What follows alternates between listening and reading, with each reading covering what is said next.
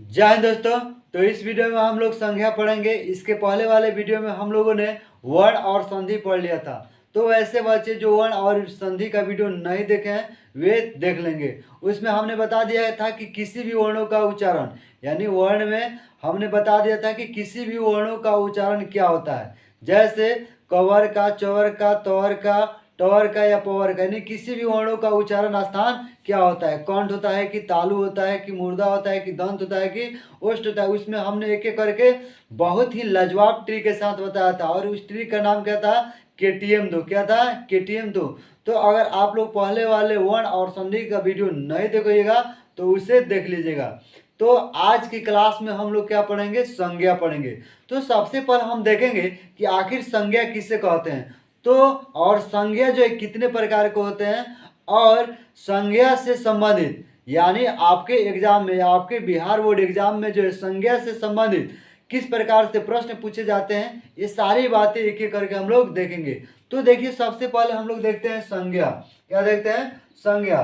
तो संज्ञा का अर्थ जो है होता क्या है, देखिए संज्ञा जो है अगर हम इसको चाहे तो सम, जोड़, ज्ञा, जोड़ और लिख सकते हैं। यानी अगर इसको हम लोग जोड़ेंगे, सम, ज्ञा, अ को जोड़ेंगे तो फिर अंत में हमारा क्या बनेगा, संज्ञा। देखिए ऐसी कोई बात नहीं है कि इसको तोड़ने पर ऐसा होगा ही होगा, लेकिन हम आपको समझाने के लिए जो है बोल रहे हैं कि हाँ इसको चाहे तो इस तरह लिख सकते हैं। क्योंकि सम जो है, म जो है, म के बाद कोई भी व्यंजन वर्ण आता है तो म कौन सी में बदल जाता है, अनुस्वार में। यानी हमारे कौन संधि है, व्यंजन संधि। इसलिए तो हम आपको बता रहे हैं कि अगर आप लोग वर्ण का और संधि का वीडियो नहीं देखिएगा तो उसे देख लीजिएगा।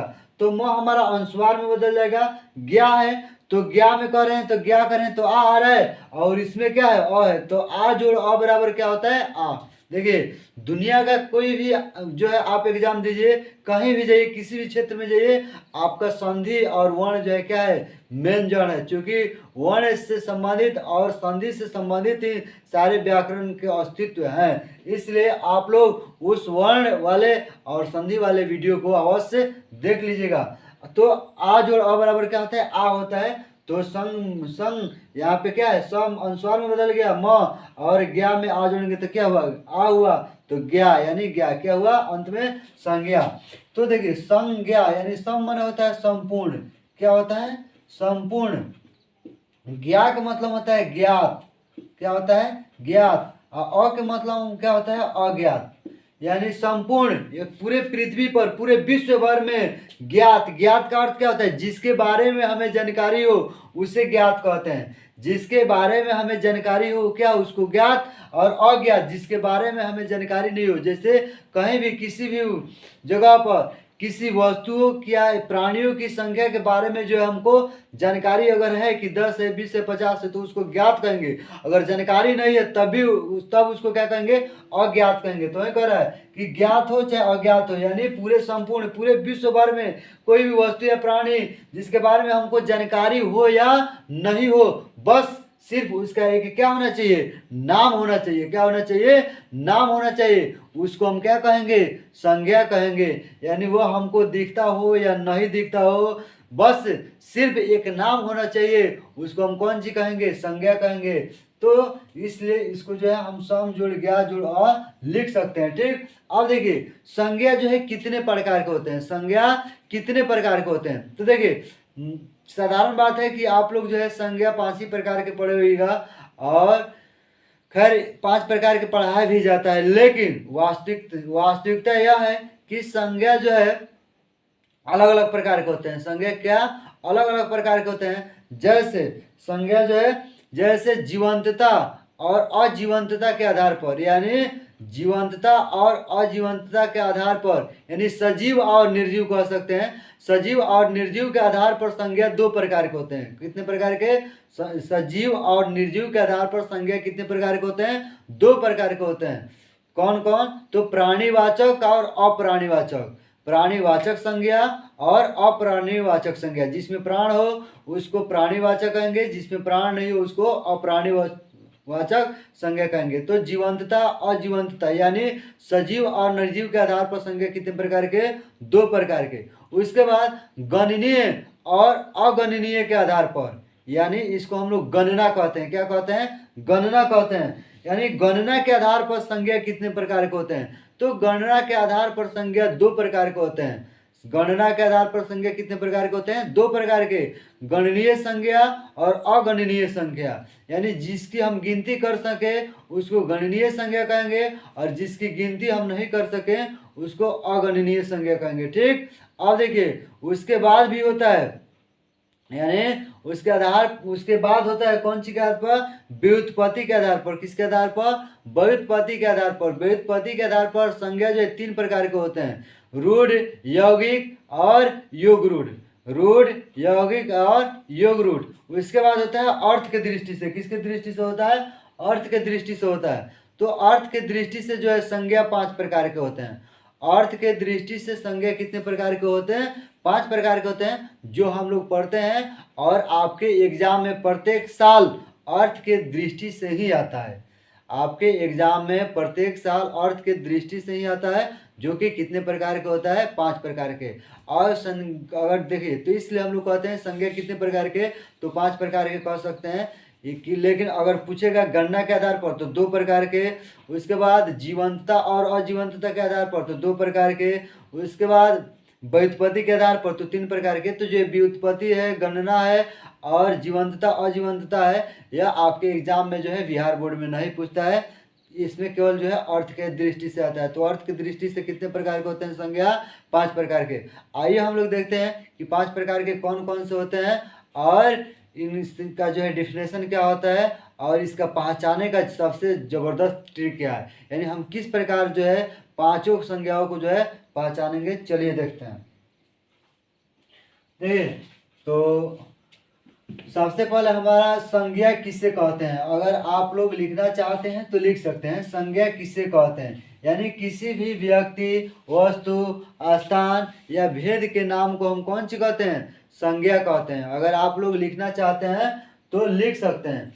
अगर आप लोग लिखना चाहते हैं तो लिख सकते हैं कि किसी भी व्यक्ति, वस्तु, स्थान, भेद के नाम को हम कौन सी कहते हैं? संज्ञा कहते हैं। जैसे मदन, पटना, अच्छा, बुरा, यह सब हमारा क्या हो जाएगा? संज्ञा हो जाएगा। यानी संज्ञा दिखता हो या नहीं दिखता हो, उसका बस सिर्फ एक क्या हो? नाम होना चाहिए, वही क्या हो जाएगा? संज्ञा हो जाएगा।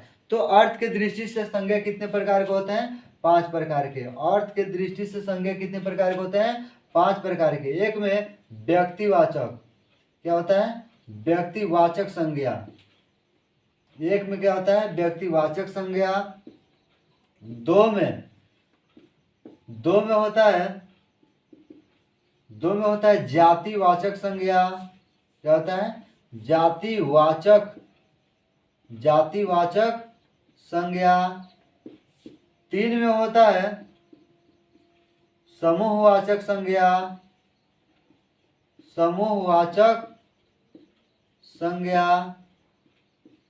उसके बाद चार में होता है भाववाचक संज्ञा।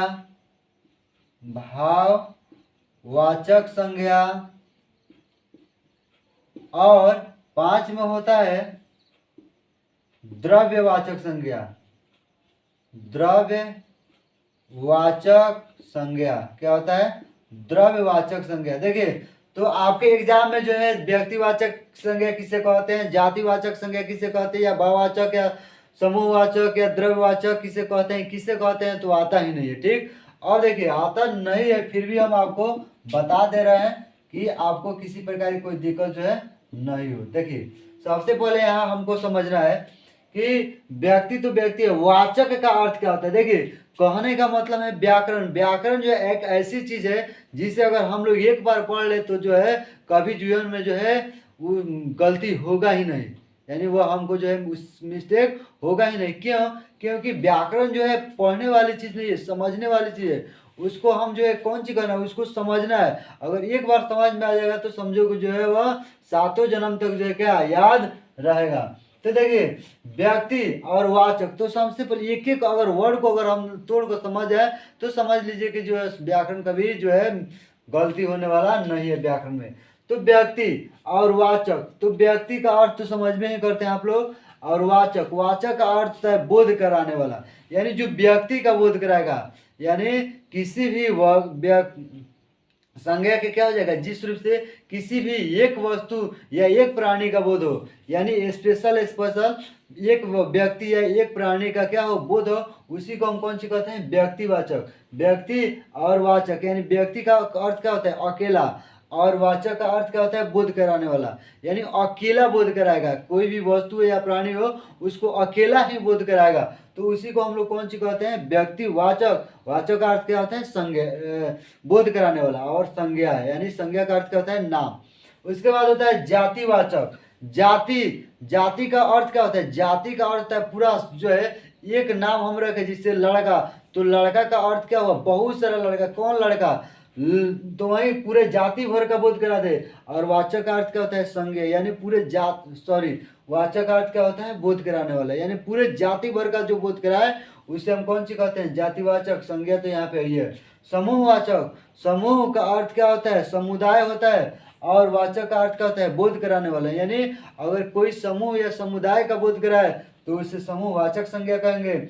उसके बाद भाववाचक संज्ञा होता है। भाव, भाव का अर्थ क्या होता है, गुण, धर, रंग, रूप, आकार इत्यादि का जो बोध कराए उसको, लक्षण इत्यादि का बोध कराए उसे हम कौन सी कहते हैं, भाववाचक संज्ञा कहते हैं। यानी भाव, उसका भाव कैसा है, यानी गुण, रंग, आकार, रूप, आकृति कैसा है, और वाचक का अर्थ क्या होता है, बोध कराने वाला, यानी जो गुण, रंग, रूप, आकार, अवस्था इत्यादि का बोध कराएगा उसको हम कौन सी कहते हैं, भाववाचक। संज्ञा तो हमारा नाम ही है। उसके बाद द्रव्यवाचक। द्रव्य का अर्थ क्या होता है, द्रव्य, द्रव्य के कितने अवस्था होते हैं, 3, ठोस, द्रव और गैस, यानी जिसे माप तोल वाली वस्तु का बोध हो, जिसे माप तोल वाली वस्तु का बोध हो उससे कौन सी कहेंगे, द्रव्यवाचक। और वाचक का अर्थ अभी हम बताया कौन सी, तो बोध कराना, यानी माप तोल वाली वस्तु का जो बोध कराए उसी को हम कौन सी कहेंगे, द्रव्यवाचक। और संज्ञा हमारा क्या है, नाम है, क्या है, नाम है। आइए हम एक एक करके जो है समझते हैं। सबसे पहले हम समझेंगे कि व्यक्तिवाचक। देखिए आपके एग्जाम में व्यक्तिवाचक और जातिवाचक से ही संबंधित अधिकांश क्वेश्चन पूछे जाते हैं, और व्यक्तिवाचक और जातिवाचक में ही बच्चे फंसते हैं अधिकतर, यानी अधिकतर बच्चे व्यक्तिवाचक और जातिवाचक में ही फंस जाते हैं। तो देखिए व्यक्तिवाचक में हमको जो स्पेशल याद रखना है कि जितना भी ब्रांडेड जो कंपनी की नाम होती है, यानी स्पेशल अकेला ही नाम है, वह जो है व्यक्तिवाचक होता है। और जातिवाचक का अर्थ है अगर एक नाम रखे लेकिन एक से ही बहुत सारा का बोध हो जाए उसको हम जातिवाचक कहते हैं। जैसे हम अगर दुकान में जा रहे हैं और कहेंगे भैया हमें एक बिस्कुट चाहिए, तो वह कौन सा आपको बिस्कुट देगा बताइए, वह किसी भी कंपनी का दे सकता है, पतंजलि का दे सकता है, बटर दे सकता है, ड्रीमलाइट दे सकता है, यानी बहुत सारा बिस्कुट जो है कोई भी बिस्कुट आपको दे सकता है। तो उस अवस्था में वह जो है कौन संज्ञा हुआ, जातिवाचक। क्यों, क्योंकि हम जो है स्पेशल उसका नाम नहीं रख रहे हैं। जैसे लेकिन जैसे हम ड्रीमलाइट कहेंगे, बटर कहेंगे, तो वह उसका क्या हो जाएगा, स्पेशल अपना नाम हो जाएगा, तो वह क्या हो जाएगा, व्यक्तिवाचक हो जाएगा। जैसे अगर हम कहेंगे कि हम देश में रहते हैं, किस देश में रहते हैं, अब यहाँ पे देश का नाम जो स्पष्ट रूप से नहीं बताया जा रहा है, तो अब यहाँ देश जो है कौन संज्ञा हुआ, जातिवाचक, क्योंकि स्पष्ट रूप से नहीं बताया जा रहा है। लेकिन जैसे हम कहेंगे कि भारत, पाकिस्तान, नेपाल, चीन, अमेरिका, जैसे ही हम देश का नाम स्पष्ट करेंगे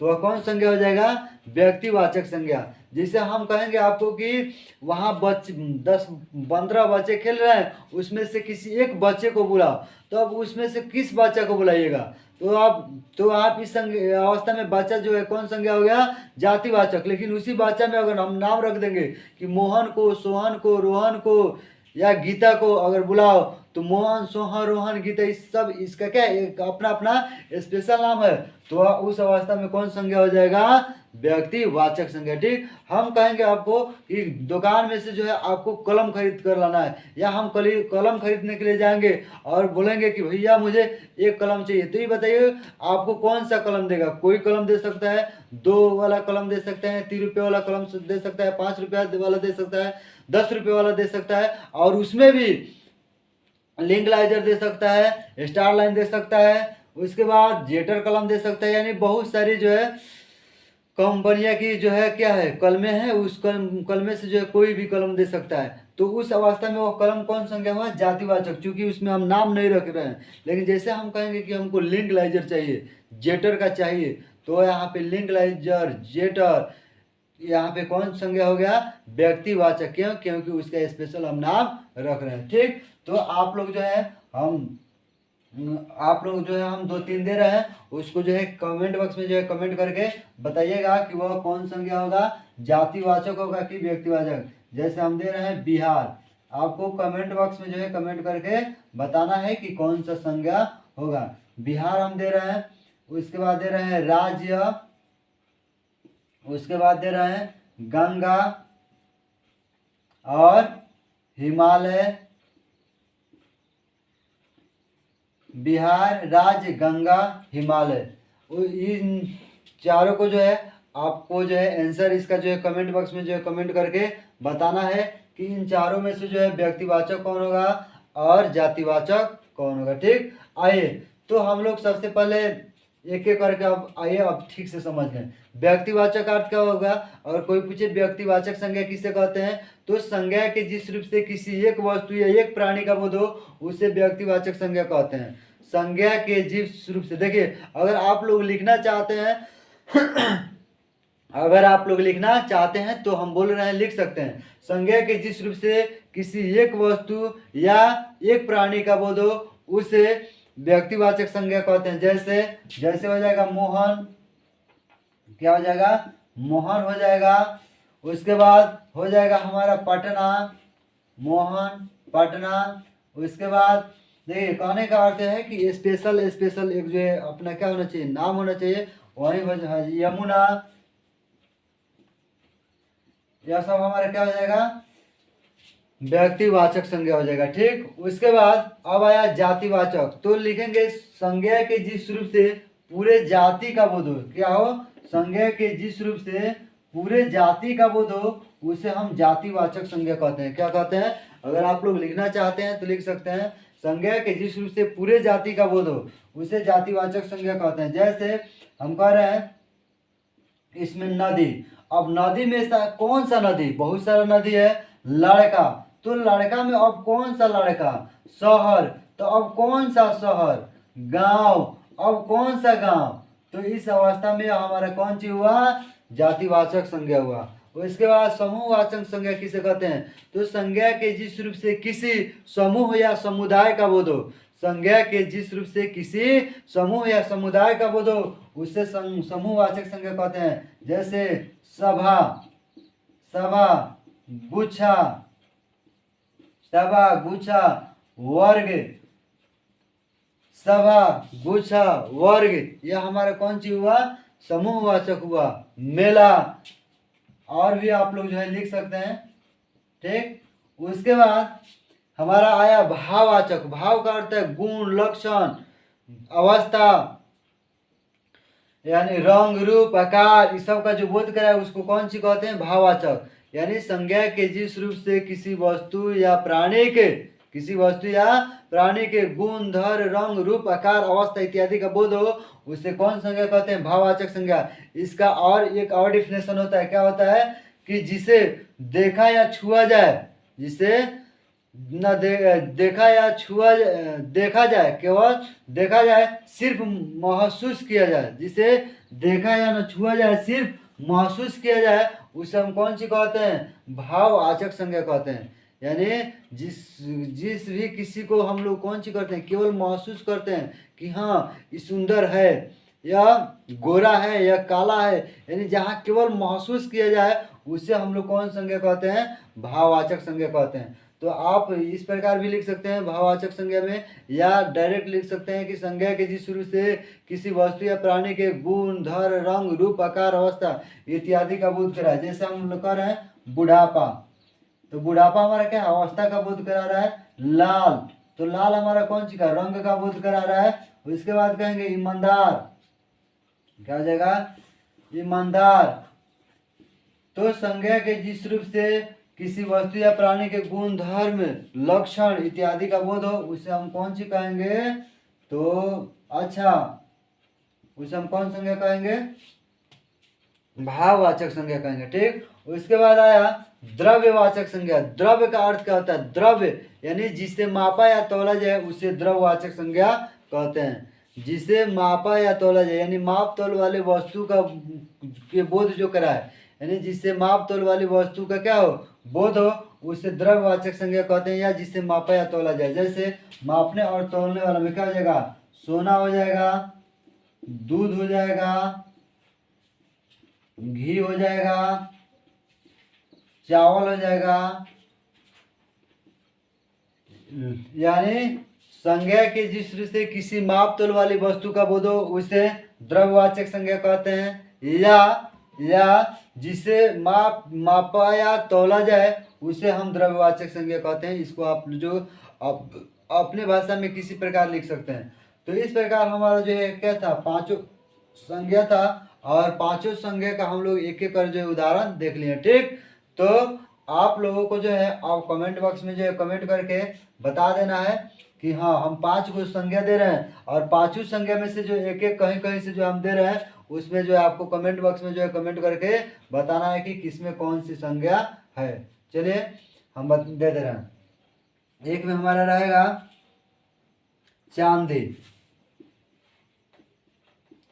क्या रहेगा, चांदी।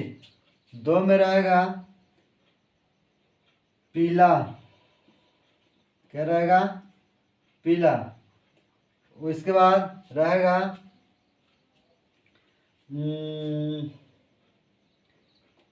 उसके बाद हमारा हो जाएगा जानवर, क्या हो जाएगा, जानवर। उसके बाद हो जाएगा सोहन, क्या हो जाएगा, सोहन। और एक और हम दे रहे हैं आपको,